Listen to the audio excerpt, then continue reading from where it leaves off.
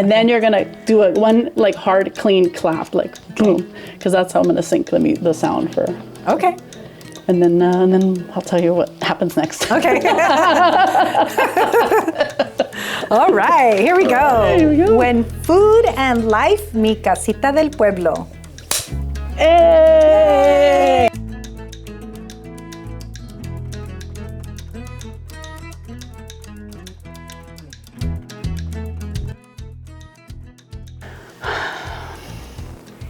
¿Estamos lista? Estamos lista. Okay. Estamos lista. Yo estoy lista. ¿Estás lista? Sí. Y'all, this has been a long time coming. We are here at, and I'm looking at this beautiful shop, Casita del Pueblo, here with the founder, Yolanda.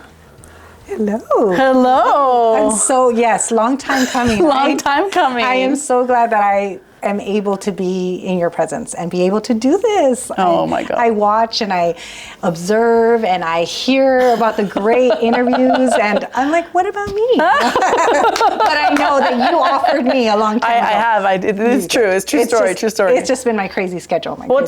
Timing is so funny. I think timing, even when she opened up her space here to do a coffee chat, and it was there's an electricity that day, and I think we all, as Latinas, as women, we just it's truly a beautiful sense of connection and support, and because we're all going through stuff, but when you get to feel connected and seen, it's a really beautiful thing. And I feel and I always think about these interviews as when the timing is right.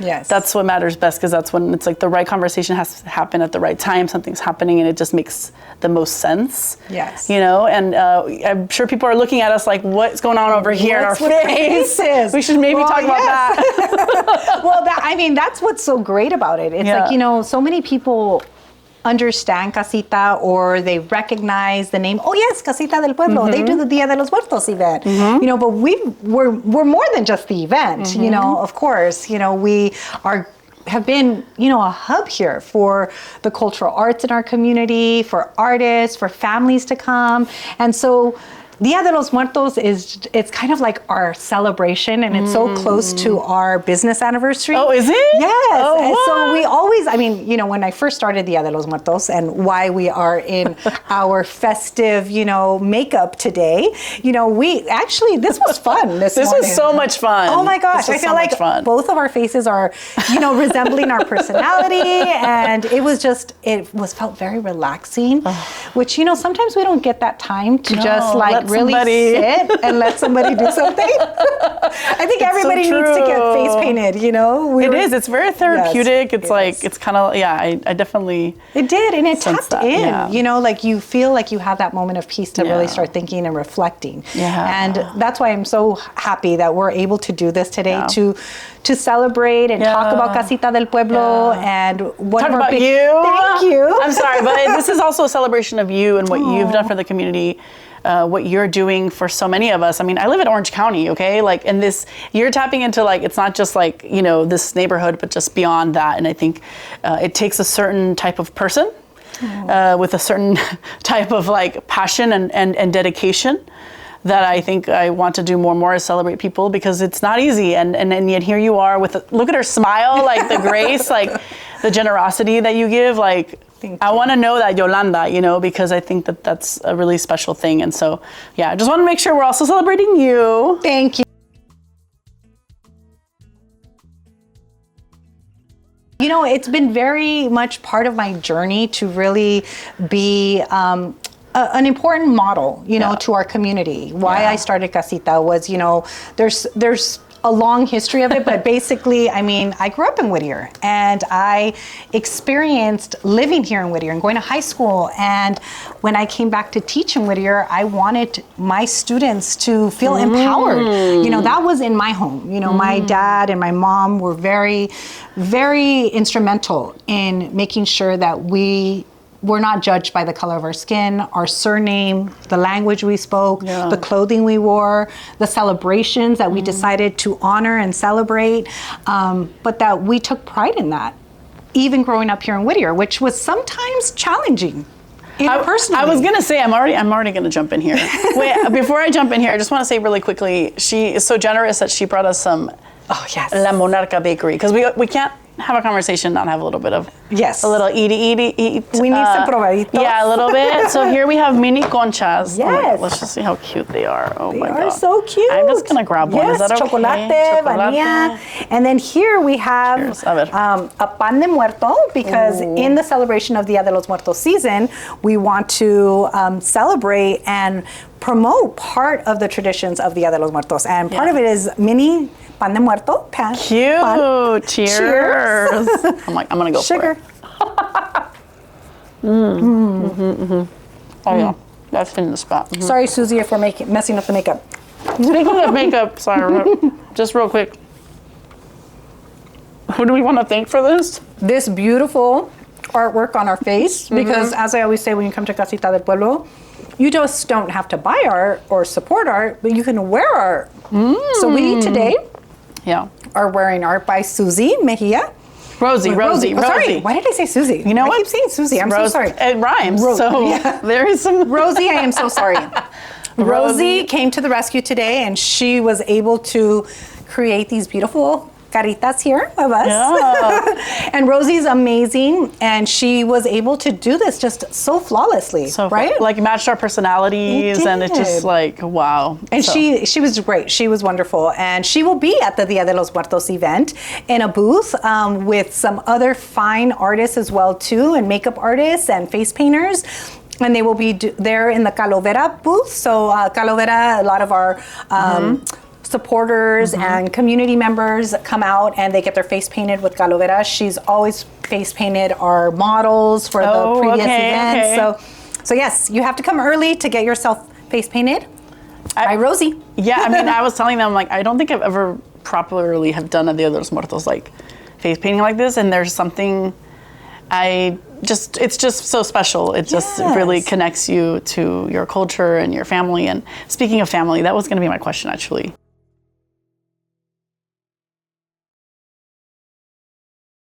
So let me back up. You were talking about how your parents instilled that in you. And I find that so awesome, because I'm assuming that your parents' generation also was one of, like, there was sometimes this sort of like, put your head down, like, don't be proud of that, like, don't speak the language. And there was, like, you know, so I'm curious, like, what do you think? Like, it sounds like your parents and you are like trendsetters here or something. Like, what's that about? I don't know if anything comes to mind when you think about that. I definitely owe it to not only just my parents, but their parents as well too. I think that for my grandparents and my great-grandparents, education was very important. It didn't matter what your economic status was, if you were from the Pueblo or if you lived in the ciudad, you know, you basically had to, you know, gather education from your surroundings, from everyone. You know, you didn't have to have your education in an institution. My parents, you know, when they, first were young, they grew up in South Central, and the education was not equitable for everyone there. And, it was very challenging, I think. And I think my parents knew that their parents were struggling and were immigrants here and were trying to make a successful life for themselves and worked very hard. So those values were instilled in them, that education is your vehicle to your future. And that's what we, just continue to do. And I do that with my children. I think it's very important. Even if you don't want to go to college, you should aspire for the experience, and I think that's why I chose to go into education, because I felt it was very important to have that value translated to our students, that it's an opportunity for you to experience something different than the traditional elementary, middle school, and high school. College is a whole other world and brings so much growth. It's not just about the academics and the degree and the paper, but it's also about your interpersonal growth and the network and connections. Don't tell me twice. Yeah. Right? I mean, that's a big part of it. And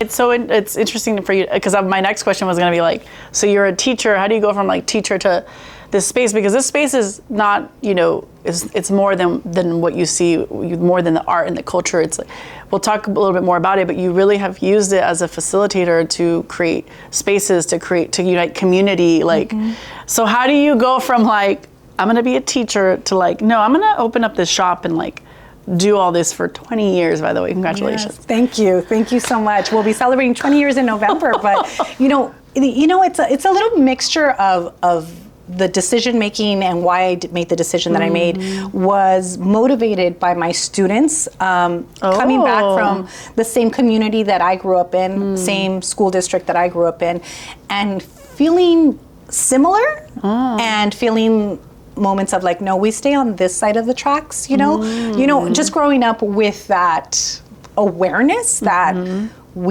we were here in Whittier, but we didn't quite belong in Whittier, if that made sense. Yeah. Like, we were visible for not the things great that you reason, wanted to, to be visible for. We were targeted. You wanted to take space. Yes.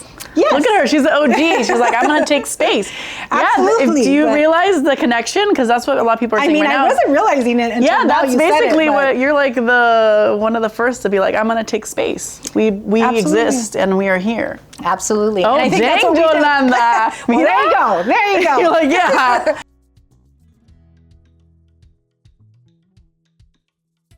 Well, I think we do it all in these, smaller communities, like my education community, and learning from my students and receiving, the information from the parents and the families and my own students, and validating their voice here in this community. I felt there was something different that I had to do. But coincidentally, at that same time, I was pregnant. Oh, okay. So I was birthing, I think, this new idea and this new concept of Casita while I was pregnant with Maya. And, oh my God. It's inspiring that she kind of was part of this process too, and part of that journey. And Maya's my rainbow baby because, for so many different reasons, as you may know Maya, but she was my baby after a miscarriage. So she was that inspiring light that came through. And I felt like it was just this connection that I had with my students, my community, and really hearing them and understanding that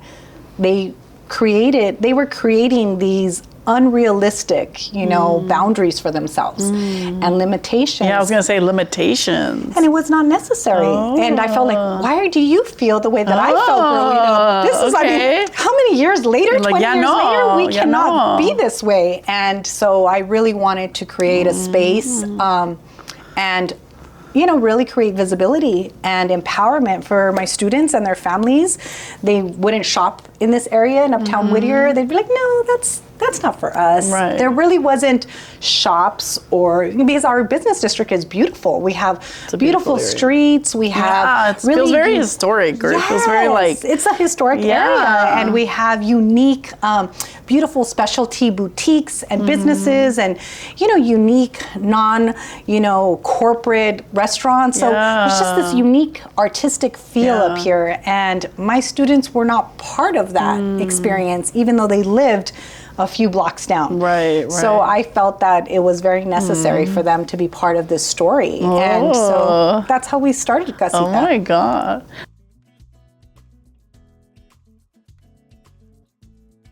Now, were you always this like trailblazer? Like, I'm gonna create something. I'm gonna take space. Because si tienes un poco de ganas ahí, I think I'm a risk taker for sure. It's a little bit of the Taurus in me. Oh, there we go, Taurus. And I'm the eldest, so I was able to really, I think, set examples in a positive way. It's okay to take risks and fail. Say that again, everybody. Say that to the camera. It's okay to fail. Like, that's where the growth happens. Yes. Okay. We're recession-proof. We're pandemic-proof.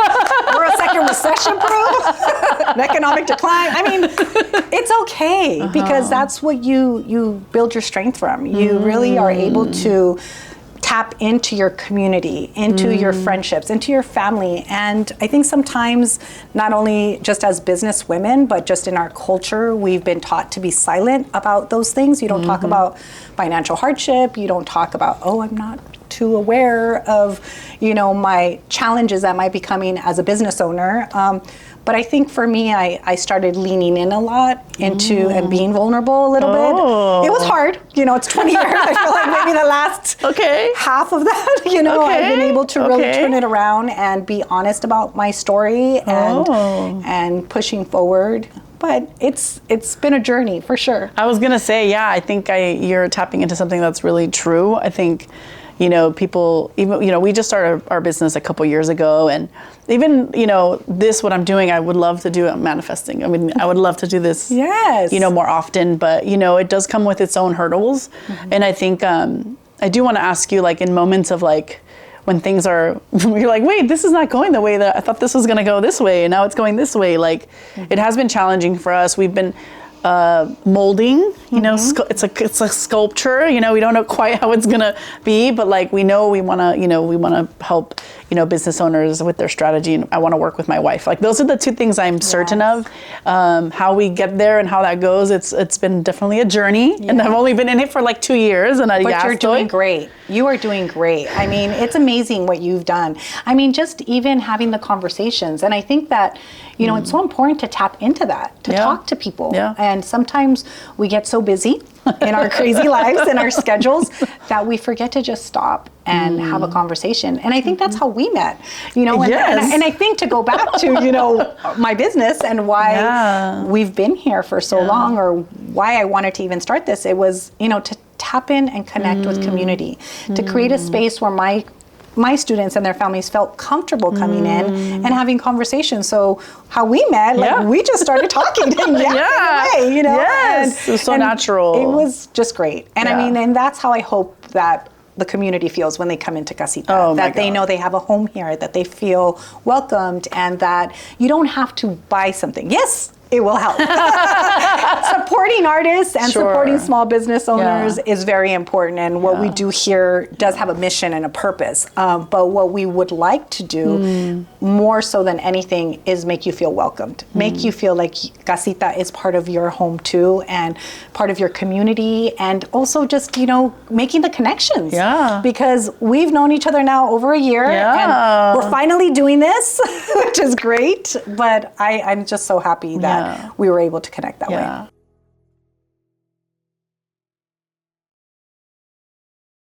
That's a really good point, actually. It definitely feels, you know, when you walk here, that's why we wanted to show all the beautiful art.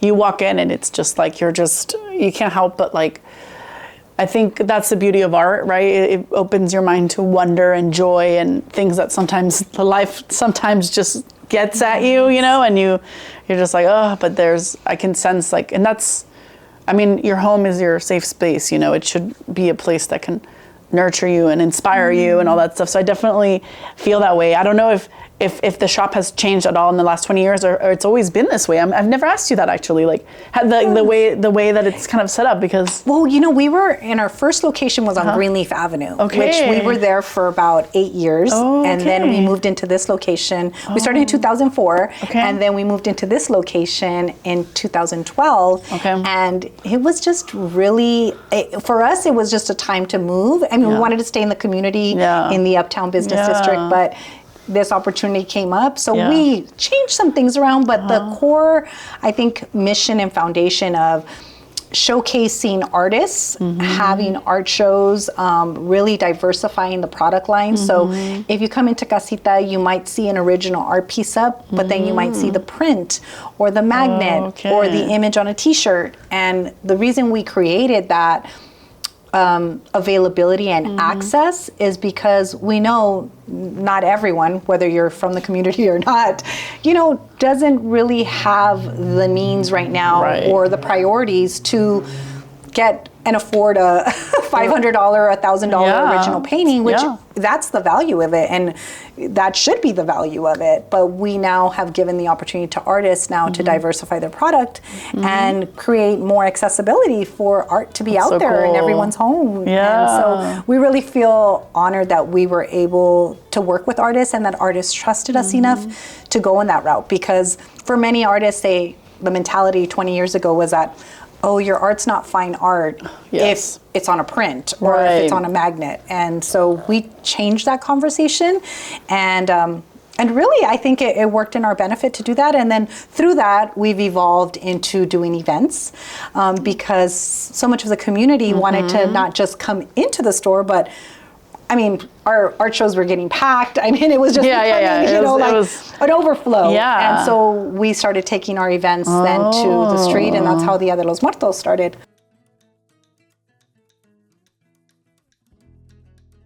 Okay, so walk me through, before we get into the festival. I mean, because I like to talk about feelings, aquí entre nos. So you're growing, things are happening.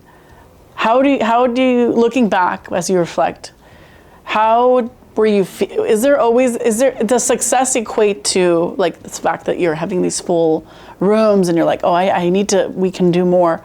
How did you take care of yourself during that time? Because I think that's one thing as entrepreneurs is like, honestly, it's like whether things are good or bad, o sea, it's a lot of work. It's a lot of capacity and resources and and quality of life and all that stuff. And so do you look back and you're like, well, this is, I was doing the best I could. Like, do you mind sharing, getting a sneak peek into some of the realities of a growing business? Yes, I mean, it's definitely sometimes hard to talk about, but I think I'm in a comfortable space now where I feel that sharing is so important. Yes. We have, and as I mentioned before, I don't know if it's our community, the way that we're raised, or just being a woman and being I mean, that has a lot to do with it. Right? Yeah, there's this pressure of like, oh no, like where you can't look weak, you can't look vulnerable. Yes. You have to look strong. You have to look, even in your mistakes, and it's challenging. It's a big burden. It's difficult. I mean, and I think I'm comfortable saying now that I wish if I could talk to my younger business self 20 years ago, I would say, ask for help. And I'm very blessed. I had my mom helping me with my business. I had an infant. Maya was 2 months old. Metzili was 4 years old. Wow. And I went through a very, challenging time during that time of starting a business. Not coming from the business world, but at the same time, I feel that I learned a lot from my grandmother, and her spirit is always with me. She was an entrepreneur in a time where it was not valued, but she was very strong-willed and very determined, and I feel that I get a lot of that from her. What was her name? And Yolanda. What? So it's like you see shout her. out to Yolanda. Yes, my grandmother was just everything, and I think that she was just so glamorous in everything that she did. But as a child, you saw the pain that she went through illness and sickness. So she died very young. She died at 55. So she passed away, and it was illness that took over because she didn't stop and slow down. She didn't ask for help. She endured a lot of pain internally, and I think health-wise that just kind of affected everything, and I think it was so unfortunate because she took care of so many people and she helped so many people, and when it was time, for them to help her, not everyone was there. And I think that that's what, for me, I started seeing in my own pattern that was not healthy, where I started seeing, I need to ask for help and I need to be honest about the things that I can do and the things that I should not probably be doing. And just because you can doesn't mean you should. Oh, say that again. Just because you can doesn't mean you should. There are opportunities always. And patience. Yeah. We talked about this earlier. Yeah. I think that season of patience, you said. Yes. That has been my year this year, my season of patience. Yes. And I think that that's where I have allowed myself to be a little bit more vulnerable and really pull in my circle. And it's difficult because in business, whether you're a woman or whether you're a man, but I feel like it's a little bit more challenging with women. There's definitely more from being a Latina too. Being a Latina, we don't have access to all the tools all at once. And when I started this business, I didn't come from the business world. I had, the inspiration from my grandmother, but I didn't have the proper tools. And a lot of it too, you don't want to talk about the challenges so much because you don't want to be seen as a failure. Right. But I realized that, when I did talk a little bit more about it, not only internally was I healing and was I letting it out instead of carrying it in, but I also was learning so much from others. I kind of opened the door for others to feel comfortable and safe talking about their experiences in business or even just personal too.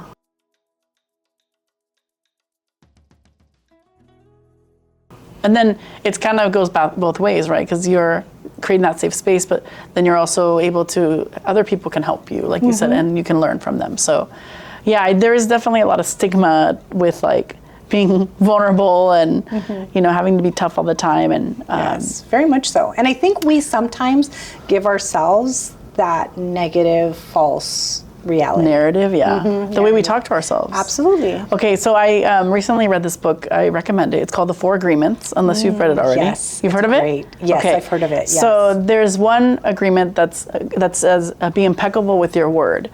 And so what I recently realized is like, I was talking to my friend Martha, and Martha was like, I was telling her, I'm like, man, the way I talk to myself. And she's like, you know, when we talk about being impeccable with your word, it also means with yourself.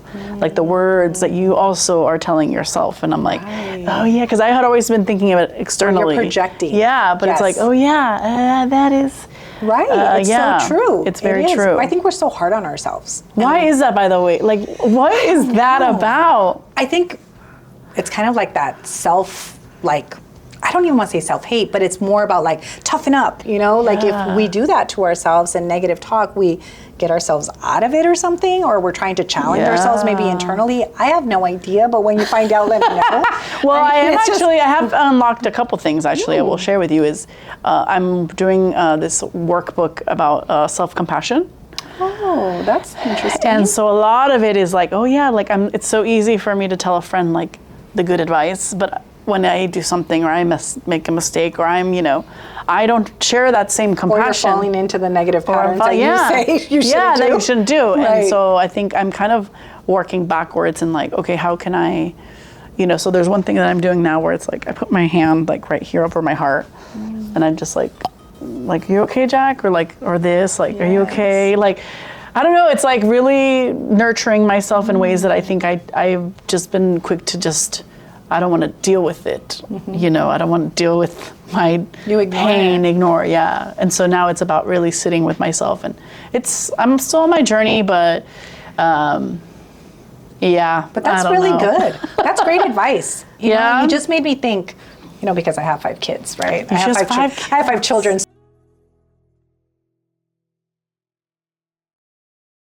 So I do make a lot of analogies with Disney movies. I'm sorry if you don't like Disney, but you know, my kids like Disney. And have you seen Inside Out, the movie? Gosh, okay, so part 2 is great. It's out, right? Gosh. But part 2 is very relevant too. But part 1 is about, you know, like the emotion sadness and how Joy wants to just bottle her up and bottle her up and don't show yourself. Don't have that, like there's no time or space, but by the end of the movie she realizes that every emotion has value. And I think that hit home really well with me. And when I'm watching it with the kids, I was like in this outer you're like, body. It's for the kids, but you're like, I was like outer body experience, like, oh my God. Like I was, you know, feeling myself like, you getting it? You getting it? And they're like, yeah, Mom. Yeah,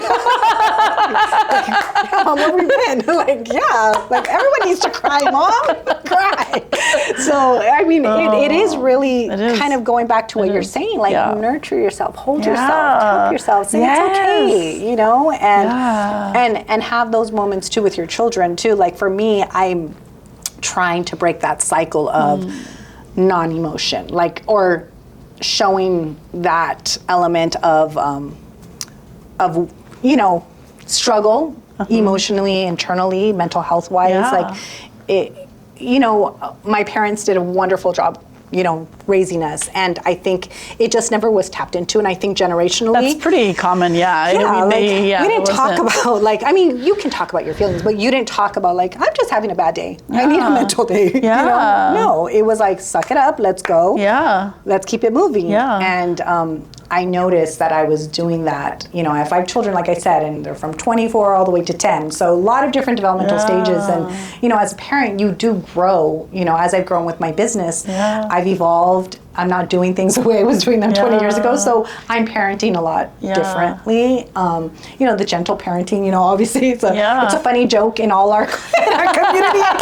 But we're there. We're getting there. We're getting there. Which is great. And I think that's important to have those conversations with your children, that it's okay for you to be mad. But how we navigate that anger, or how we navigate our fear or anxiety is very important. And so I'm learning with them Yeah. because my kids are seeing it full on raw now. But I appreciate what you're sharing with us today, because I think it's this idea of like, I'm glad that you're doing it. Like, you're taking the time to understand, to heal. And there's so many people who would rather just be like, nope, I'm just gonna keep going. And look at you, like, you're growing with your kids. Like, I think it's a beautiful thing. I think it's a very honest and admirable thing that you're doing this. Because it really does make you then a happier person, a more peaceful person. So I'm excited for you. I'm really glad that you're opening up to that, because you don't want to be like 80 and just be like a, you know, like, and that's what ends up happening. We talked about the bitter woman in our coffee chat here, actually, very much. So.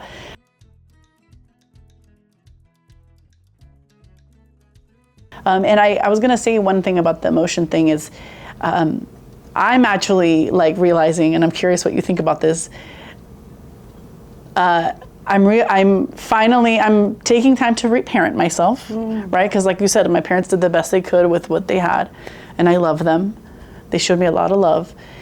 But I am realizing that when it comes to emotions, like whenever any of it is negative, like I'm just like, I don't want to do this. It's not comfortable. Yeah, I don't want to do this, so let me just not. And then it comes back up, and I'm like, oh, okay. And then I feel shame. I've never really said that. I don't know if I've said that publicly, but I'm going to say it. I'm like, sometimes I feel shame for feeling the negative stuff. The jealousy, the frustration, the depression, the anxiety. Yes. There's a layer of shame that I'm like, oh shit, like, there's shame. And it's like, but if emotions are all there for you, just like joy, I never feel shame for feeling joy. Right. But then why do I feel shame when I'm feeling sad or anxious? Right? And it's like, well, no, they all deserve, I don't know what your thoughts are around that, but I'm like, oh, wow. And so even just being aware of that, I'm like, oh, okay. Like, I agree. I think that it's important to give ourselves grace, allow ourselves to be in those emotions, and not give it a label. It's an emotion. Yeah. Every emotion is equal opportunity for all emotions. And I think it's important, but how we navigate through that, right? Yes. There could be very destructive, non-healthy approaches of dealing, where we've seen not only just in our community and in our families, but with addiction or drinking or, isolation, and I think that that's sometimes,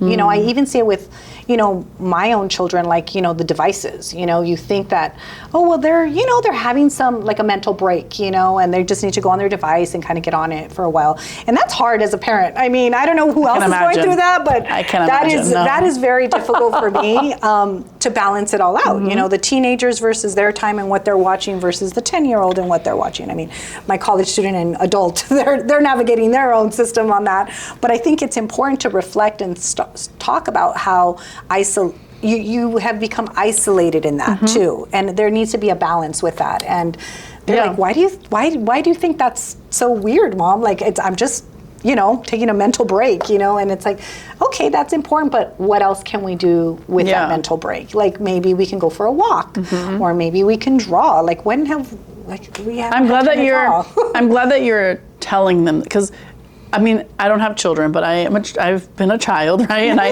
the things that you teach your children, like, even sometimes when they don't like hear you, they remember, like, it's still, you still sponge it up. I hope so. I hope they do, because I'm just seen as bad mom. No, you keep doing it. Away. No, you keep. I mean, my thing is, like, I think about, like, when I was growing up, we didn't have cell phones. I was like 16 when I got it, but cell phones didn't do what they do now, Right. But I remember when I was in middle school and high school, like, my form of escapism was like watching TV, but I would isolate myself, like in my room, because I didn't have anybody to talk to, and I think that's why I'm just such a advocate of like sharing these stories and talking, because I'm like, just creating more space to be able to talk about your feelings and not having to feel like you have to escape because you don't want to deal with it. Yes. So I'm glad that you're telling them, like, you could also do this, you could do that, because I think sometimes people don't realize that they're using the device or they're doing things because they want to not feel. Right. But it's, and going back to your question or even your comment about shame, we all go through it.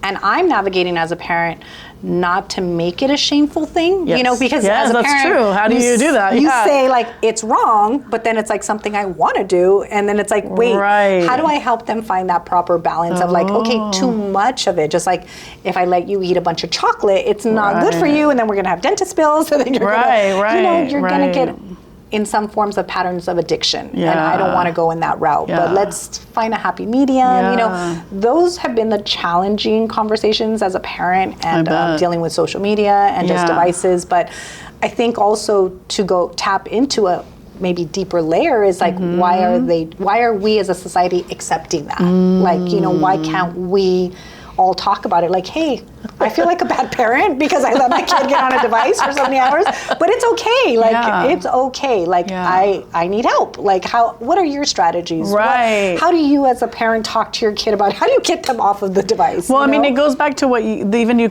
having these questions, I think it goes back to what you're saying about leading into community and asking for help. And I think that's applicable to personal things too. It's like, hey, there's this thing happening. Like, do you like, and not just feeling like you need to carry it all or solve it all. Like, what do they say? It takes a village. I mean, different perspectives, and not feeling like you're just alone in it, I think helps to, and that's, I mean, I think the connection in the human experience is sort of things happen so that you're kind of, not forced, but there's like, you should be talking to like. There should be an awareness of it, you know, at some point.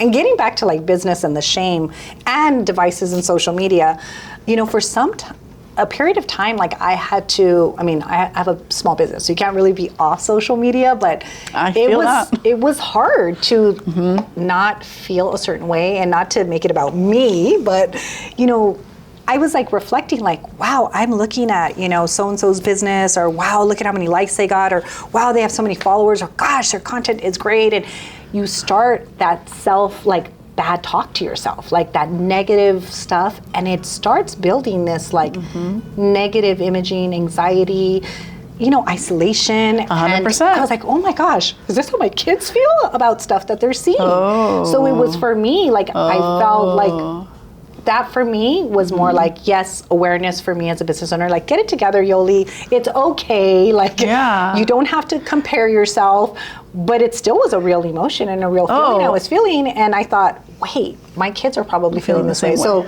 you know, my business, you know, interaction with, you know, social media and everything made me really like open myself up to the fact that, you know, wow, is this how my kids feel too? Well, I mean, I just want to say thank you, because I remember us talking about this over a year ago, and I still think about what you said, because that's where like being vulnerable helps, because I think about that too. Even me, like, dude, I'm in marketing, so I can't really, it's like, you know, and it's hard sometimes. Like sometimes I'm like, oh my God, like even I need to turn it off. Yeah. But I always think about what you said to me, and I felt like it made me feel like, I'm not alone, which is a really wonderful feeling of like, yeah, dude, like I feel that way too sometimes. I'm like, am I not enough? Am I not cutting it? Am I, you know, this sort of pressure?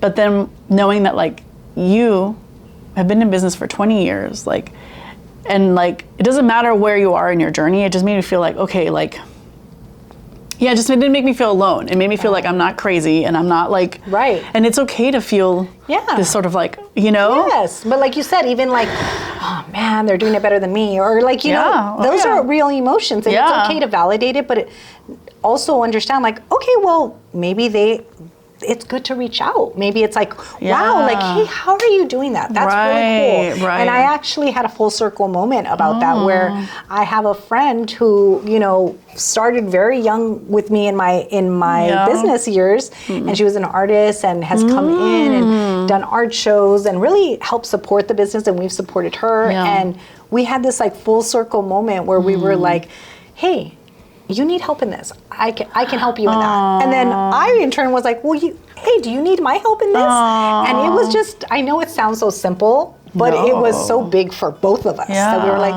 why didn't we have this conversation a long time ago, like 10 years ago? There's alignment, alignment, So I think we're at that evolving stage where it's a beautiful and wonderful thing, and I feel very blessed that I've been able to have this business for almost 20 years and be able to really grow from being very protective and private, and even though so many people were like, you were never protective in private. You were always very open to the community. But I was. Like, I still had fear of how I was going to be perceived in the community if I was doing everything right, to now where I feel like it's okay to be vulnerable, because I feel that my story can now help other young, you know, Latina business owners that are starting with their businesses, and just be real about it. Yeah.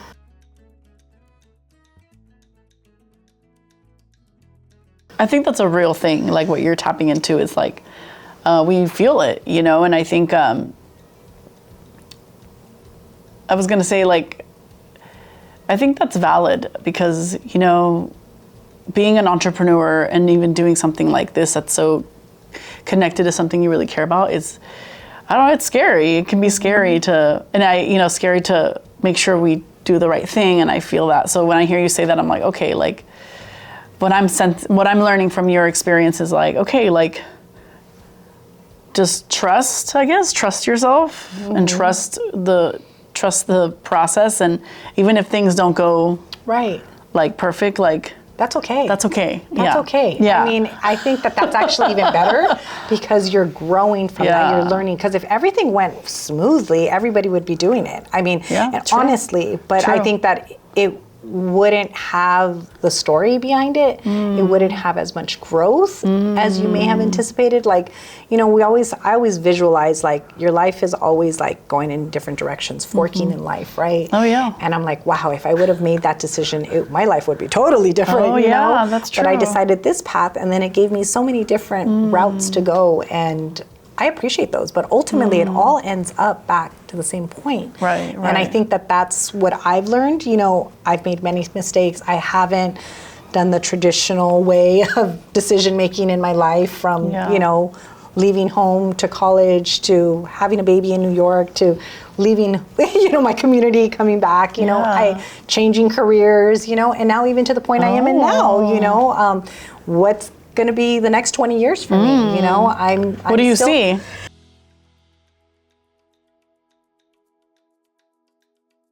I'm still searching. I'm still not even searching. I think I'm still in that discovery mode. I've always wanted to help my community, so I think I want to stay in that realm. I think Casita is valuable for the community, so I really want to see Casita grow, but I know that, you know, with so many years, with, you know, the change of the world and the change of economics and the change of just business in general, and the way that it's moving with more media and digital, you know, platforms, I need to evolve with it. So I'm in this transition mode right now, which I like it. It's uncomfortable, but I am embracing it. Okay, good. So we'll see. Yeah. We'll see. I just have to kind of, you know, think about it and really give my time and my space to enjoy this process.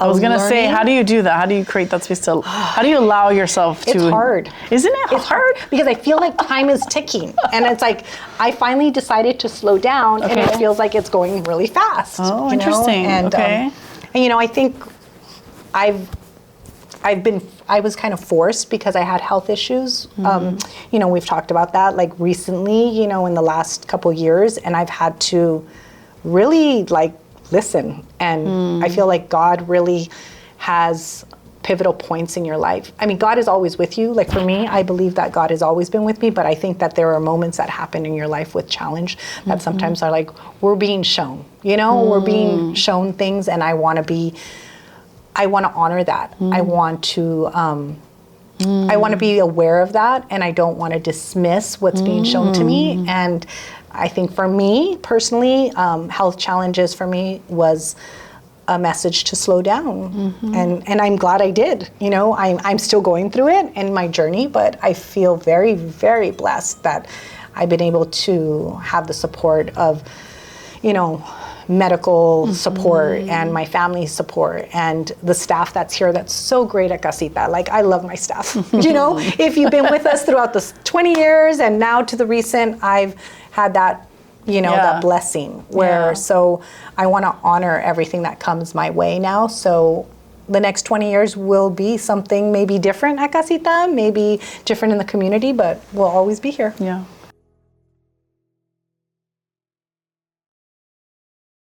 How was that process for you?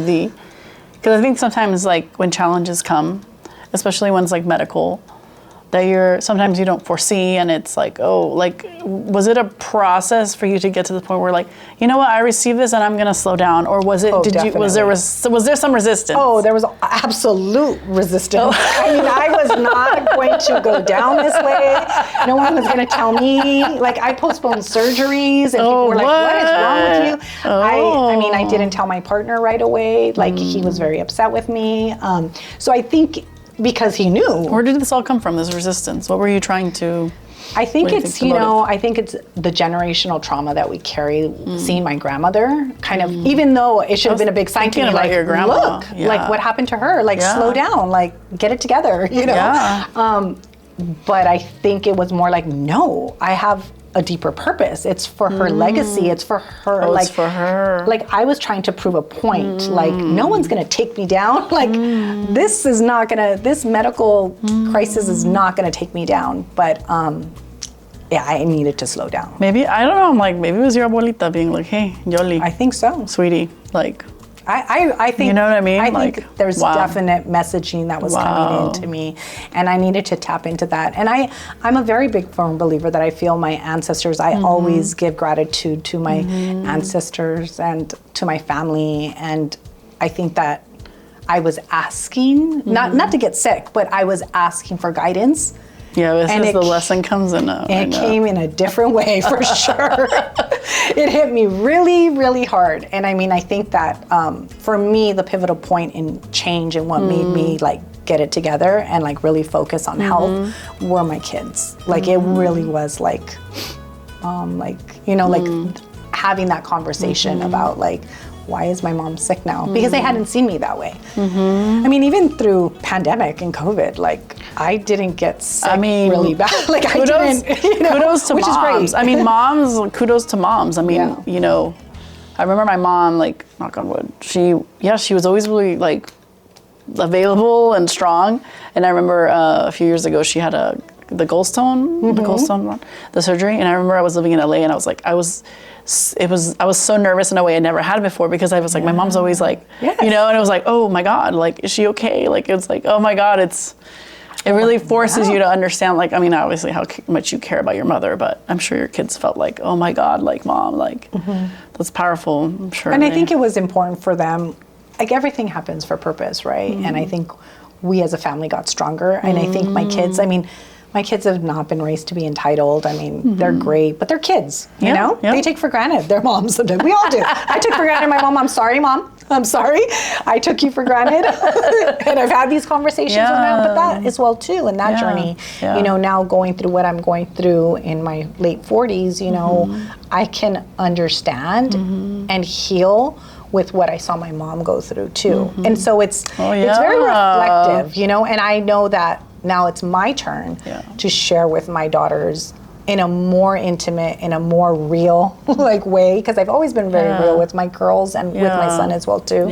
But I think it was very important for me to be honest, where I was trying to hide the illness and I was trying to protect them, but in fact I really wasn't, because I was giving them this false illusion of like, mom's okay, she's okay, but why is she sick? Why is she in the hospital again? Or what's going on? And it gave them so much anxiety and so much nervousness that it was not healthy for them either. So I think once I did have those honest conversations with my kids and say, and really frankly said, okay guys, everyone's gonna have to help. Like, this is just the way it's gonna be now. Like, mom can't be in 5 places at once. Like, we all gotta help and work together as a team. They saw my vulnerability and they were able to really be like, wow, like, okay, scared at first, that's an emotion. They were not comfortable with it, but I think that they understood, like, wow, this is like really happening. Like, it was a reality for them that, which I'm very proud of my kids, because I think it brought them closer together.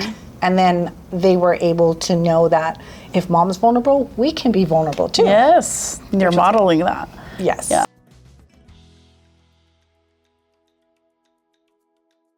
And even right now when you're like, oh, they were scared, and I'm like, when you have the awareness, you're like, well, yeah, like if someone's health is being, you know, threatened or there's something going on, like, what else are you going to feel? Of course you're going to feel scared, you know?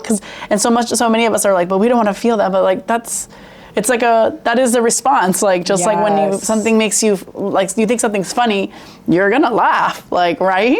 And it's the same, I don't know, I feel like there should be the same comparison. Kind of, right? You should feel comfortable with, like, but there's so much fear. There's so much, I mean, I feel it too right now. I'm like, oh my God, there's just so much in it. It does create anxiety and, you know, but I want to run towards the pain. I want to run towards it and be like, because I think sometimes for me, it definitely disorients me when I don't want to feel that, right? And then I get kind of like stuck and like, what's my next move? Yeah, what's going to happen? And sometimes, like, the way I see it, sometimes I freeze.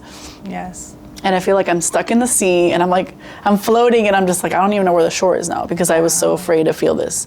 And it's about like working on finding the tools to get me, to anchor me, you know? I'm still working on it. I don't know if like you have anything that helps ground you when you're like, algo te saca de onda and. You know what, definitely my kids, like you said, even though it's fear that you're afraid of like showing the vulnerability or that you're exposing the fear, you know? Like, I see them so strong. Like, they're strong for me. You know, I'm getting emotional. But it's really rewarding to know. That's beautiful. It's a great thing. And of course, my girlfriends. Yeah, the girlfriends también, ¿eh? You know what? También they ellas. have to. I love them. You know who you are.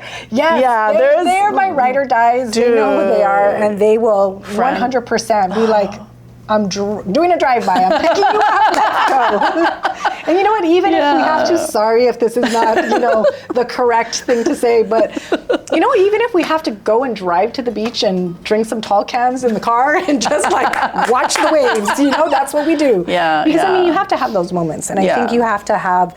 Sorry, Rosie. I'm like messing up the makeup here on Rosie. No, it still looks good. It still looks good. Yeah. You're good. But I think that's what I'm showing my kids too. That family is very important, right? Like, but I want my kids to also know if they can't come to me, they can go to their tias, their aunties, their, you know, another person. Yes, it's very important, you know, to really have your support system. And I want them to come to me, but they need to understand too that they're starting to build their circles as well too. That's a good point. Important community, you know, that it's okay to be vulnerable. You don't have to keep everything inside.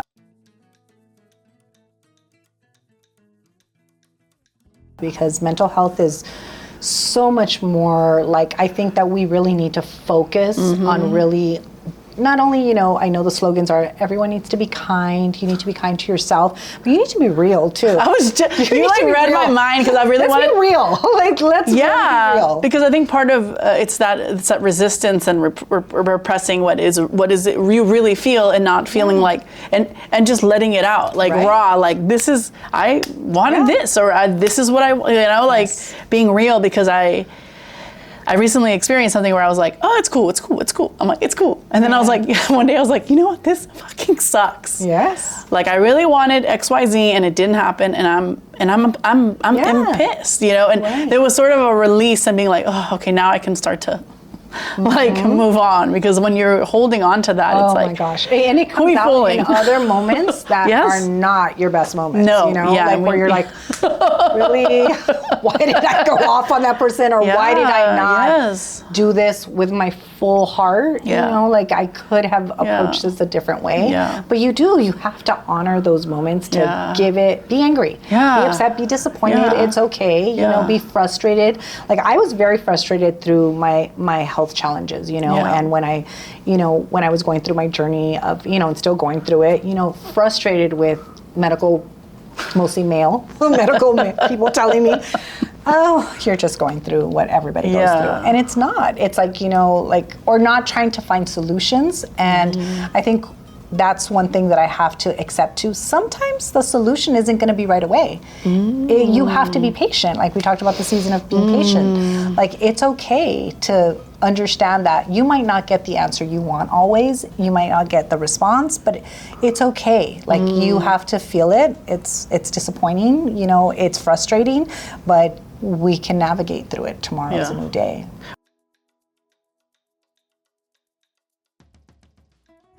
How have you managed, or what practices are you learning or implementing in this season of patience, because I feel like I do want to see if there's anything that you want to recommend, you know, for anybody out there sitting here next to you, whatever, you know, let me know. Well, you know, I think that, you know, in the season of patience, you know, I've been able to really not be so hard on myself, you know, with not getting to the goals that I thought I should have been at 20 years, you know, not be at like, oh my gosh, this is what I have. And, you know, I discovered this like a few years back, that I was basing like love and success based on certain merits, you know, and certain like goals and points. But it's like, no, the success has been that we're still here, you know, that we've experienced so much that we've experienced. I mean, Casita is more than just like what's in the bank account, you know, how many followers we have, how many events we've done, you know, where our name is, you know, how many awards we've gotten. That's not what success really is. Success is the relationships that I've been able to really create and be fortunate enough to have now. Like, I have wonderful relationships with customers that they had kids the same age that my kids were, and they would play here in the store. And now they're best friends, or they're really close friends, and they support each other in the community. I mean, and Dia De Los Muertos, that's why I love our festival. Because let's talk about the festival. Sorry, the festival, no, but I mean, it really does, you know, come back to why we do the festival. Yes, it is a great business approach. Yes, it's positive for the business community. That's a good thing. You learn, this is good business strategy. Why not? We've been winning with this festival. Not Casita del Pueblo. And when I say we have been winning, we as the community have been really winning.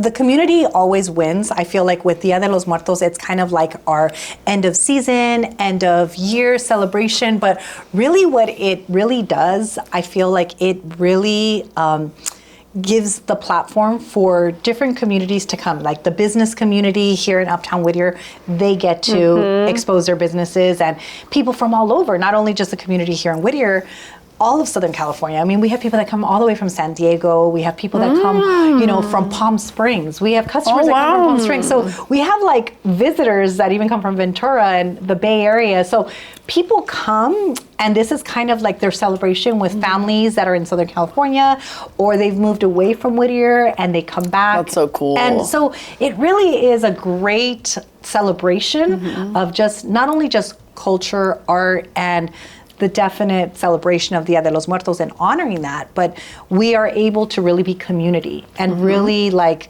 have a moment of just calmness and reflection.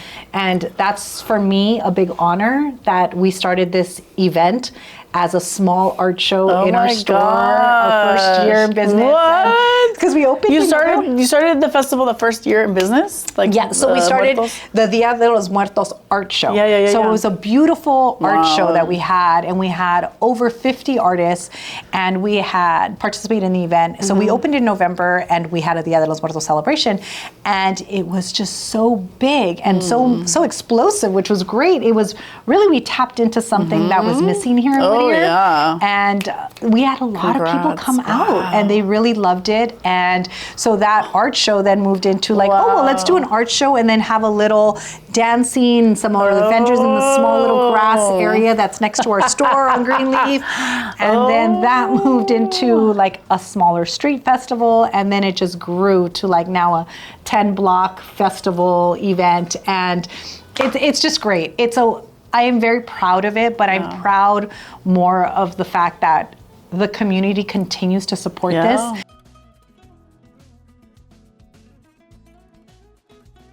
We're back. Well, I'm so glad that I'm able to talk about Dia de los Muertos. You know, I think that it's so important. It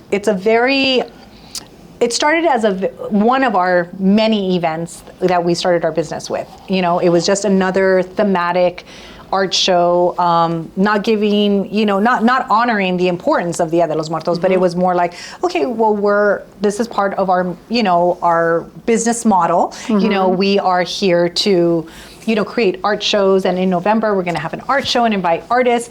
But then we were like, no, it's not just the theme of putting art on the wall. It's also about the traditions that we do during Dia De Los Muertos. So we created a community altar in our business, and now you see it, like where we went, like for Monarca this morning to get all the treats. They have an altar there. You have some of the other businesses now for the event. They decorate their windows, and we have so cool. We have an altar window decorating contest that the businesses participate in. Look at you. So it's really great. It lent itself to get not only our business and to tap into the community and have them, celebrate their culture, celebrate Dia de los Muertos, and opening it just not only to the Latino community, but to the greater community here in Whittier, which at first, when we started our business in, 2004, it was really not as accepted as it is now. So Dia de los Muertos, our art show, I remember doing a display of Catrinas and a little mini altar in our window, and we have eggs thrown at our window. Wow. Our first year, which really activated something in me, I think. You're like, oh, hell no. I was like, wow, okay. Well, this is how I'm going to scramble your eggs. I'm going to scramble some stuff here in Whittier.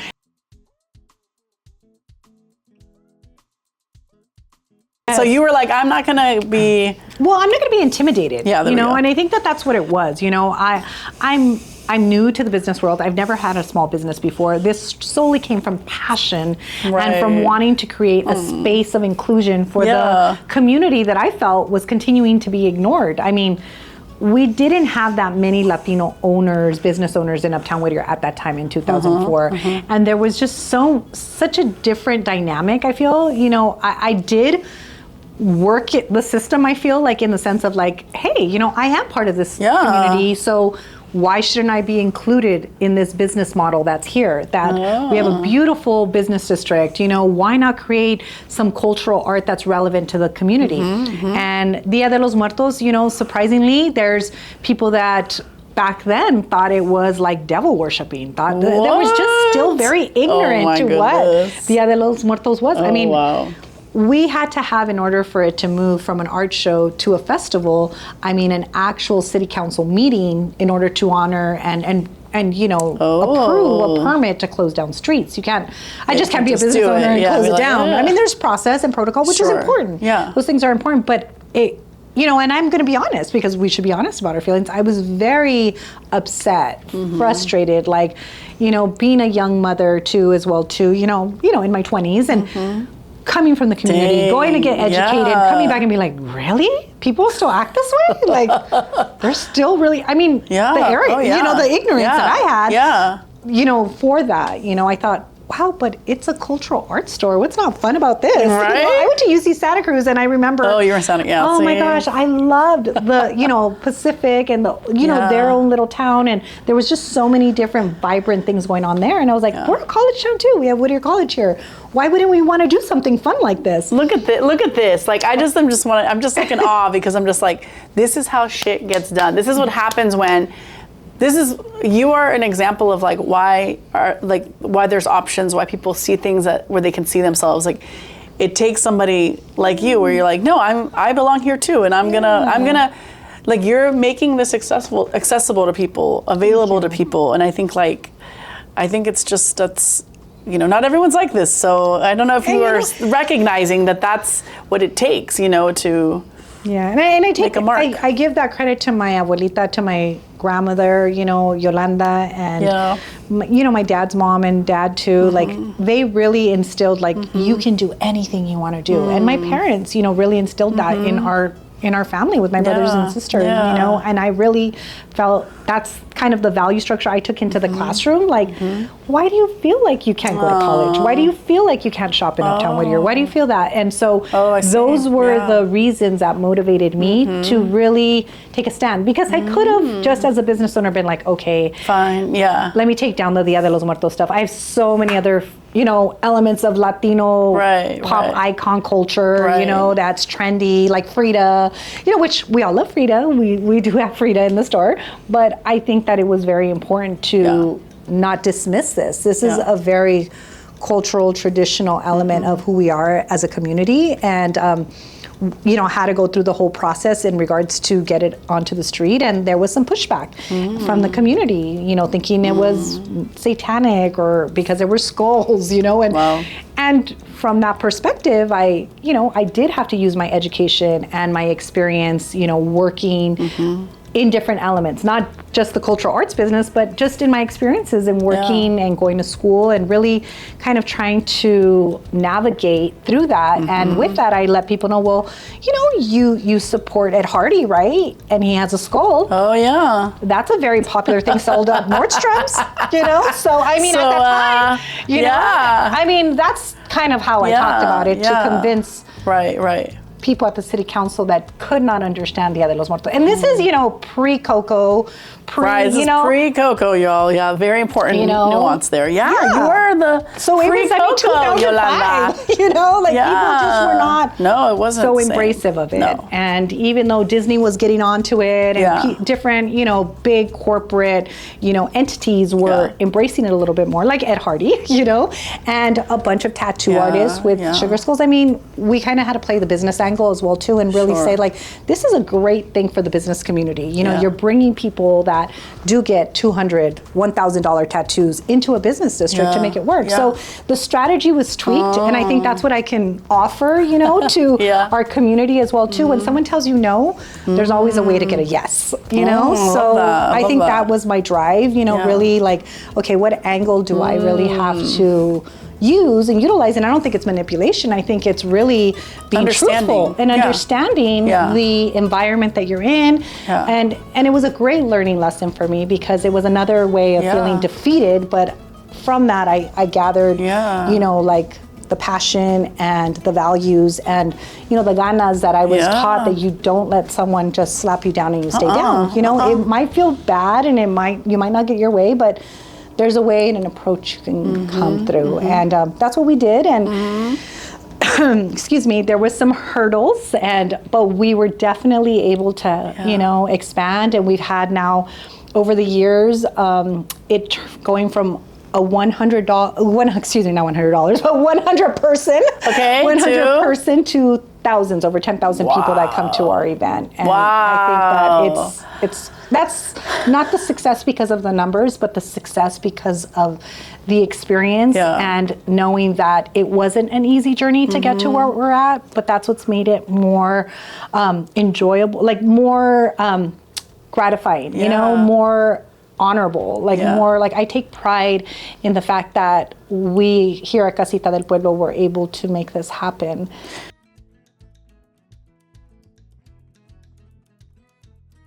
Yeah, because I think people think they see success and they're like, wow, and it's like, no, there's a journey that got to there, and so I appreciate you sharing how you fought for this and how it's growing, and obviously it's well received because it's needed, and this is truly a legacy what you're building. I think about, you talk about your grandmother, and I'm like, your great grandchildren will be talking about you. You know what I mean? I think that's the power. Yeah, I think that's the power of. Or maybe a reminder, I would say, when things are challenging in moments, and they're just moments, is to if you really believe in something, see it through, because this is for the community, this is for the generations to come to feel like they belong and feel seen. And I grew up in a area where there wasn't a lot of Latino culture, and so for me, finding Tortas has been this sort of vehicle to find people like you who are, facilitating, creating spaces for people who want to feel their community and their family. I think I want to talk about family real quick, because you talk a lot about your grandmother, and which is no surprise to me, because I also had a great relationship with my grandmother, and there's just something really powerful, when you have really strong relationships with your abuelitas, and it nurtures, I think it inspires women like us. And Dia De Los Muertos is all about connecting and honoring those who've passed. And so I wanted to ask you, how do you keep her with you? That's an interesting, I'm phrasing it that way. How do you keep her with you? Well, I think I'm very lucky that I feel I see a lot of similar traits in my character with her, but I have such beautiful memories with her. her getting me like a mini fur coat. Like it's a common joke in my family that, oh my God, look at Yoli, she got a little fur coat, you know? But that's where my grandmother was already trying to instill the value. You are important. You do have value. I know it's a materialistic thing, but as a little girl. Yeah, you felt like she was taking care of you. Yes. Yeah. So I just remember those moments and I cherish, you know, there's so many other moments too, but I really like remember, like, you know, her memory. I keep her alive that way by sharing those stories to my children, like our family being able to share those stories. But also, you know, that's throughout the year, you know, and also being able to take value in who I am and not forgetting that it's important to remember where you've come from. You know, we've shared this here at Casita too, you know, we have a mixture of like traditional folk art from Mexico, from different artisans that do traditional art. And then we also have new Chicano artists or different Latino artists that have small brands and that have built their own creative, you know, entities and like models for product so that they can sell them. And so it's a mixture of like, we can't forget where we've come from in order to move forward. Yeah.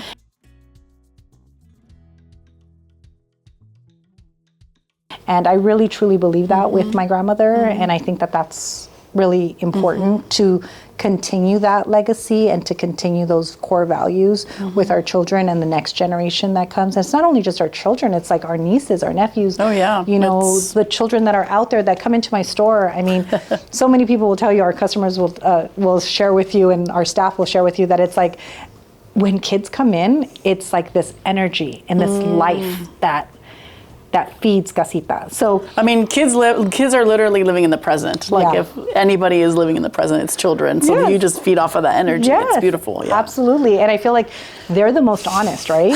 So when I mean, I don't get a lot of crying babies in here, but if I ever get a crying baby, I'm like, sage the store, let's cleanse, let's really recenter ourselves. Like, what's up with me? Like, I got something going on with me that I'm carrying in here. This kid is not happy. And I mean, we're super pet friendly because we love that people bring their babies in, their furry babies into Casita, and you get that energy too. Yeah.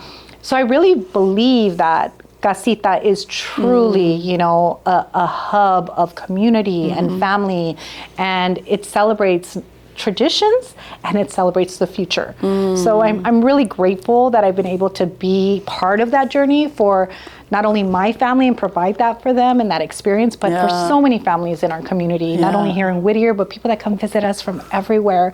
And so cool. It's a great honor, and I'm just really blessed to be part of that. And I've just been very lucky and grateful that I've had the opportunity to build so many beautiful relationships with people throughout the years. Okay, I'm going to ask you a question, and I hope it's appropriate because I feel like I'm just getting called to ask you this. But if your grandma Yolanda was here, she's like, how has the last 20 years been, kiddo? What would you tell her? What comes to mind? Oh my gosh, I'd be telling her. So I mean, my mom probably will laugh about this as well too, because it was her mom. But I'll tell her it was like the time you took me in your convertible Mercedes on PCH, and we were just like Thelma and Louise. You know, I hadn't even seen that movie as a kid, but we were like driving on PCH and just the wind blowing in our, like she wanted me to feel like I could do anything. Like the wind was taking us, you know? And I feel like, you know, so like when we were doing that little skit earlier, and you were like, wind! I was like, wow! You like nailed it. I was like, esta actriz aquí. No sabía que tenía una actriz aquí. No, wow. It was just, I mean, it was really, I feel I have those moments you asked earlier. Yeah. Do you have these moments of how you remember, you know, your grandmother? And I really do. These are those moments where I can reflect on things like that, and I don't understand maybe why they're happening the way they are, but it's really for a purpose. It really is to show me and to celebrate, you know, what I've been given. I've been given a gift, and I feel that, I hope that I've been able to provide that gift for others, you know, for my community. I grew up here, and you know, I know you've mentioned legacy before. Like, I don't look at it that way. I really don't. I truly don't. I don't look at it as a job either, or just a business. Yeah. I really look at it as like part of my corazón. And like, I mean, so many people here like always say like, wow, you have a lot of hearts everywhere. And I'm like, you're like, yeah, that's pretty much us. You know, so like cool. we want to give our corazón to the community, and we hope that we've done you right. I hope you know that. Oh, because you keep on saying hope. I'm like, I hope you know that. Thank you. In your heart, like what you've done, the impact you've had on the community, like what you're inspiring for future generations. And thank you. I hope so. I hope we can continue to be here. We are very blessed that we've been able to be here 20 years. I mean, here in Whittier and in UpTown Whittier. Thank you. Like that's a big accomplishment. Yeah. I know that, and I do not take that for granted. Like it was a lot of hard work. There were a lot of challenges. And I mean, throughout the years, I would never imagine that our Dia De Los Muertos celebrating its 19th year as a festival, but 20 years in business. Yeah.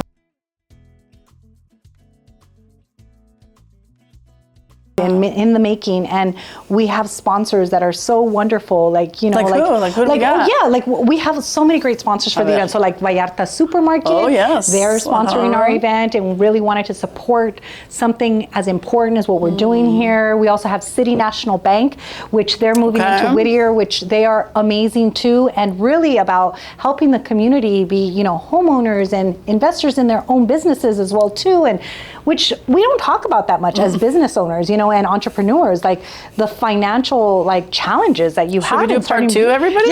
Should we do a part two? Yeah, maybe we can have City National here. Right? Like, hey, part two, help us. Yeah, help us. No, I think it's important. I think we need to definitely have those discussions about accessibility. Like, it's definitely been a struggle. I really feel that Casita was truly grassroots, but I think we should have been like able to have access to a lot more funding in regards to starting our own business. I mean, yes, we were pandemic proof and we were able to get through it, but I want to be very honest, like the community really came out and supported us and prevented us from closing our doors. Like that's true. Like we had curb pickup, you know, we had online sales, we had people on Instagram, we'd post, and I mean, we really did it grassroots. We didn't go to a big bank to get things, you know, again, me not being maybe aware of the access that I had. And now knowing like, oh, I could have capitalized a lot on some of that access, but I think it's important to share that because those were some of my internal challenges that I feel like I can't ask, or oh my God, they're gonna look at all my bad financial mistakes that I made, you know?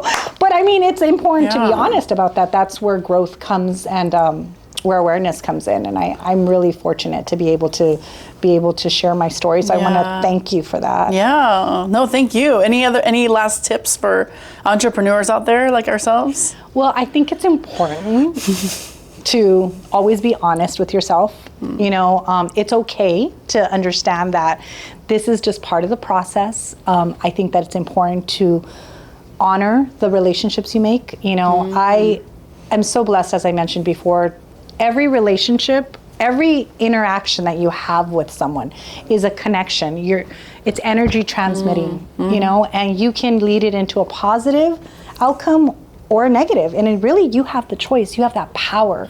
So I would just really recommend to all the new entrepreneurs that are out there, if you have a passion, if you have a dream, like really go within yourself and have that voice, empower yourself, you know, and navigate through that. And it's okay to be vulnerable. It's really okay. And if you ever need anything, come to Casita. Come to Casita. You gotta come. You gotta come and experience being in here because it's something else. It's a beautiful feeling. Thank you.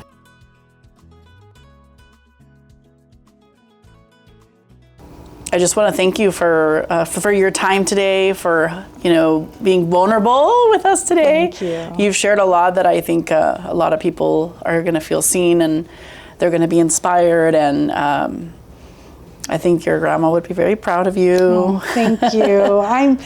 I'm very lucky that I've had very strong women and men and students too. You know, I think that we get a lot of education from our youth, and I think it's very important to realize that they should be brought into the conversation as well too, and I've gotten a lot of strength, and I've learned so much about being a better businesswoman from my kids, and learning. Shout out to your kids. Yes, my kids, and they know.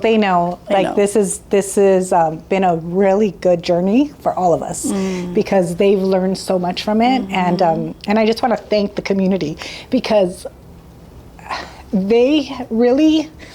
The community, not only just here in Whittier, especially here in Whittier, but, you know, throughout all of Southern California, and like I said, out-of-staters that have come back to visit us and support us and send us messages that they love what they see on our social media and what we do.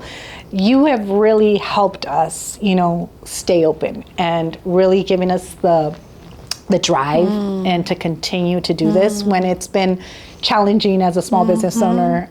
But we really are grateful because I've been able to have this wonderful journey of being a Latina business owner in Whittier with children and a mother and been able to do that. Like, I don't know how, but no, thank you. Yeah, thank you to the community. Thank you to the community. It really is a testament to, you know, who we are as a community. Like, really, it shows that. It's reflective of that. Y también, all this is a reflection of your corazón, as you said. Yes. Like, every time we've interacted, you are so generous and kind and welcoming, and anybody you talk to, and it's, so it's a good compliment, I would say. Thank you. Yeah. Thank you. I'm so blessed to have met you. I'm blessed to meet you. I still remember vividly our first meeting. It was great. It was great. Yeah. I loved it. I loved your energy, and I loved the fact that, and you are so amazing too, because you were just starting your business. I mean, and we're you were just we're in it. Hey, it takes that. It takes that. Like, let me let you know about me. And that's what I can. You are a perfect example of that, of like new entrepreneurs and what you should do. You should take that risk and go and talk to other business people in your community. And it doesn't have to be in your circle. Yeah. I mean, really, like, go talk to someone that has a sandwich shop, or go talk to someone that has a skateboard shop in your community, or someone, and just, you know, really see and tap into their resources. Yeah, because being an entrepreneur is next level. It is. I was gonna say it. Sorry, I promised this is the last question, but I was like been meaning to ask you. For me, entrepreneurship has really. First of all, I can't imagine myself doing anything else. Like, this is. I feel very like. My great grandmother was, I guess, an entrepreneur in her day in the 1930s. Wow. You know, in LA, and where she was a widow with 2 daughters, and she made shit happen. And so I always think about her, Nina, to mi Nina. But I think it really has challenged me. I think in a good way, I would say, because challenging doesn't have to be a negative thing. No, it's helped me grow. It doesn't. But it does really make you. It really helps. It really makes you think about your, like, why you're doing it, and it tests your faith in yourself. Yes. In ways I didn't think possible. I was like, oh, okay, we're really gonna have to, like, you know, and so it's helped me also understand, like, my time and the people, and it just a lot of things I didn't think were outside of just the business. So I don't know if there's any learning that you've experienced through, like, something that you're just like, you can walk away with, like, this is what entrepreneurship has done to me or for me. Well, you know, it definitely, I mean, it's been a journey, you know. Entrepreneurship, I mean, I've evolved through it. So at the beginning, entrepreneurship was an open door to create access. That's what it was at the beginning. Okay. And then throughout the years, as my kids were growing, it was the flexibility to be a mom and a business owner and be able to share with the community my experiences in being a mom and an entrepreneur, and that holds value too. And then as you grow older into your business, and as your children are growing, you start realizing, like, wow, there's so many different strategies that I'm learning, and so many great relationships that I build, and wow, this is really what network's about. You know, like, really, like, being able to really pivot and explore different options, because I felt comfortable with being who my authentic self was. When I allowed myself to be authentic and say, I'm sorry, like, I can't say yes to everything. That's a very, I think, core thing too, as women entrepreneurs, that we sometimes say yes to everything because we don't want to be seen as failures. Like, oh my gosh, she's always with her kids, or oh, she had to close the store early because she had to pick up kids.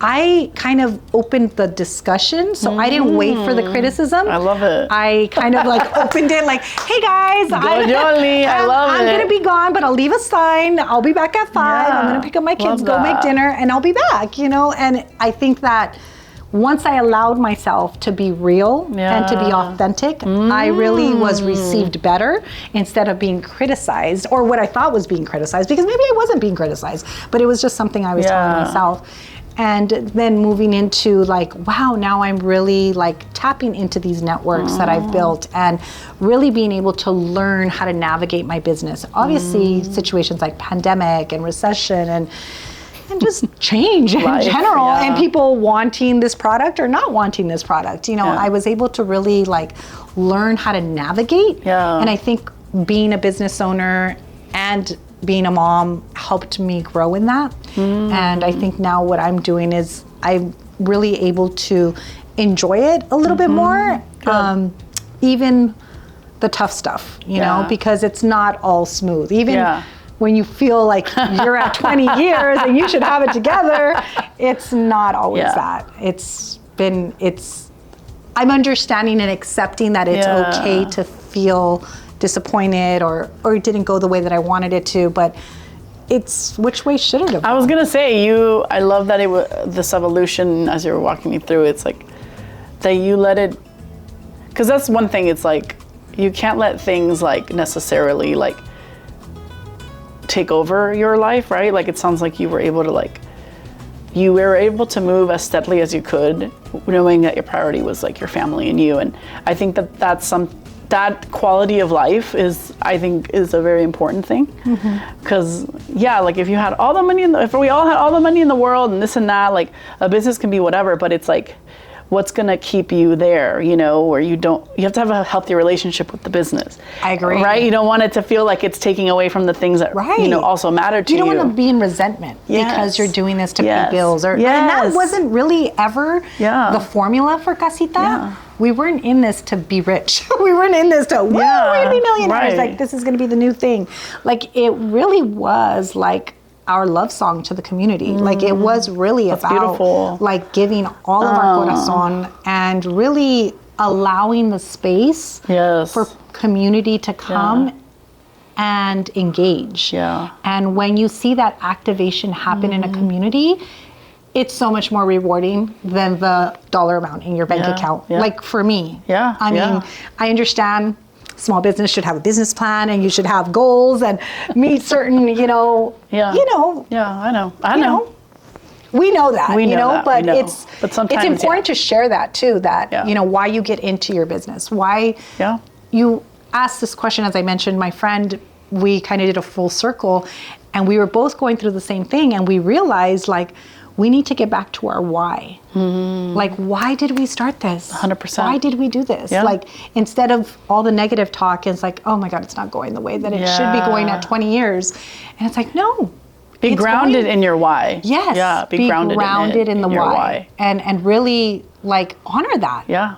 Honor that why. Like, your why got you to where you're at now. And I'm very proud of that and grateful to it, and grateful to my family who continues to support me in this journey of being an entrepreneur. And your why should not be compromised. I agree. You know what I mean? Like sometimes people can say like, oh, whatever business, but it's like, you cannot compromise your why. You can't compromise your truth. And I see that you're doing that. So you're not compromising is what I mean. Like that came out, you know what I mean? Like you know what I mean? Like, and you can feel the richness in this space and the community you're building. Thank you. You know what I mean? Like, thank you. I just want everyone to reach into, and if I can give any advice to new entrepreneurs, is always question your why. And if you're doing things and it doesn't align with your why, then maybe you should, back up a little bit, reflect, and see why you're going in whatever direction you're going in, because it's really definitely something that has grounded me. And I give that back to my kids because and my parents, because they really taught us that value that family is number one, and this business and the community, supporting this business has allowed me to give that to my kids, to give that knowledge, to give that importance of culture, education, and empowerment, and why it's important in a family to have. Yeah.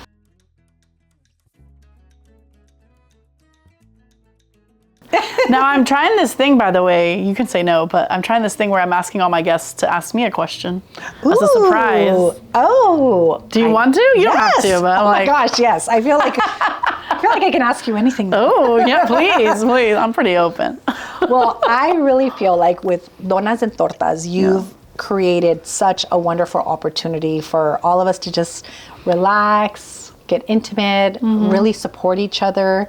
What is your future goals for Donas and Tortas? Where would you like to see yourself in 5 years? Oh, I have not been asked this. Okay, this is good. This is exciting. In 5 years, my hope is that I'm going to manifest. Let's just manifest. Let's do it. My hope is that I have my own talk show. Yes, I love it. So whether that's in front of a live audience, which I did it recently, it was really fun, but it was also really scary. It's not as easy as it looks, people.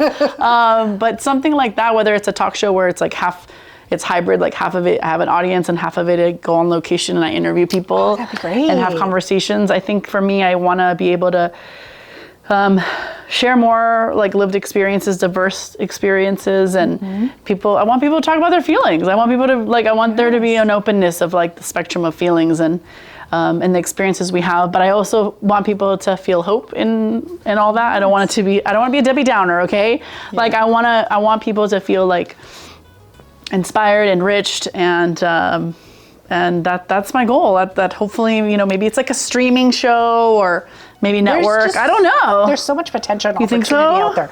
I think what you're doing is amazing and great. I think we could have done this in front of a live audience. You think so? 100%. Yes. I think it would have been great. I mean, hey, you want to have tequila tasting sometime? Everybody goes up to their seats, gets a free something. Should we collab and yes, do a little I think thing we here? should. I think the on-location idea is great. I mean, going to different spaces. And maybe in another state? Yes. I'm thinking. Donas y Tortas tour. That's what National tour. That's what I was thinking. And try Dona and a Torta at every location that you're in. Okay. Bring them into the side. Wouldn't that be cool? I love it. Okay, cool. We're going to make this manifesting. Happen. We're manifesting. That would be really cool. Yeah, I think you're going to do awesome. it, and you're going to do amazing. Thank you. I want to thank you for the opportunity. Thank you so much. Thank you. You really, it's been such a fun day. You all have to do it. Future entrepreneurs. Yes. This is your way. Hire a yes. There's so many elements of the business here. Yeah, thank you. Thank you so much. No, thank you for all your support. Support. And always. Today was really fun. I'm yes. And we got our faces painted. I know. Yeah, it's so cute. Hey. I know, I forget, I'm looking at you and I forget, I'm oh yeah. And I love it. I didn't even think about that. I was we're having these deep conversations I love it. This is a new for us here. Yeah. This is so cool. Thank you so much for you. This was her idea, this whole thing. So. Yes, well we all deserve to get a little bit out of our comfort zone. And, I didn't even share this with you, but I know we could wrap it up and stuff, but we can stop talking. We're just going to keep talking and talking. No, I really feel that when you were talking about being just nerve-wracked, it's nervous. It builds anxiety being in a live audience and everything. It does. And that's how I felt when I did my first modeling Katrina advertisement for the Dia De Los Muertos festival. And I was so pushed by all of my other models and face painters that would come on shoot to do all the wonderful, they were usually pinups or models, Katrinas that do this professionally, which you all see on Instagram everywhere. And they're professional, right? But the girls, all of them were, and even the photographers, you got to do your own shoot. You got to be the brand, you got to be the face. And it was so hard. I literally had anxiety. I mean, my amigas that know, Calovera, Loretta Vance, Lisa Love. I give you girls so much props for just supporting me and doing that. But I'm telling you, once I did it, it was just so liberating. So that's why I wanted you to experience this is very liberating. Getting your face painted, feeling out of your comfort zone, it kind of creates this really transcendent kind of feeling of connecting with your ancestors. And I think everyone should experience that. So, I mean, that's I'm glad that you were game to do this, and thank you for doing it. I was like, yeah, thank you. This is awesome. This is so great. I'm so happy that you're in my life. I'm excited for the next 20 years of Casita del Pueblo. Ooh, well, let's cheers to that. Cheers to that, shall we? Cheers. Cheers, Amal. Cheers. Cheers, Thank girl. you. Cheers. Thank you.